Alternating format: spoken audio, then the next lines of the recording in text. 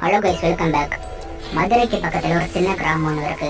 அந்த கிராமத்தில் சரவணன் அப்படின்ற சின்ன பையனை வாழ்ந்துட்டு வந்துட்டு இருக்கான். அந்த கிராமத்துடைய ரூல்ஸ் படி இந்த கிராமத்து பக்கத்தில் ஒரு பெரிய ஒரு காடு ஒன்று இருக்கு. ஒரு அடர்ந்த காடு இருக்கு. அந்த காட்டுக்குள்ளே யாரும் போகக்கூடாதான். அந்த காட்டுக்குள்ளே போகிற யாரும் இன்னொரு உயிரோட வந்ததும் கிடையாது. சரவணனும் அவனோட ஃப்ரெண்ட் அபிநேஷும் அந்த காட்டுக்குள்ளே போக ஆசைப்பட்டு காட்டுக்குள்ளே போயிடுறாங்க.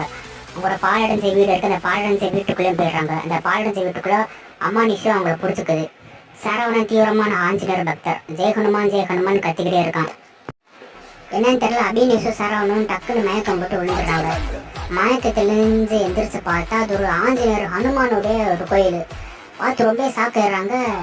என்னன்னு தெரியல, எப்படி நம்ம ஆஞ்சநேயர் கோயிலுக்கு வந்து அதுக்கப்புறம் நம்ம ஆஞ்சநேயர் தான் காப்பாற்றிட்டாரு அப்படின்னு ஜெய ஹனுமான் அப்படின்னு சொல்லி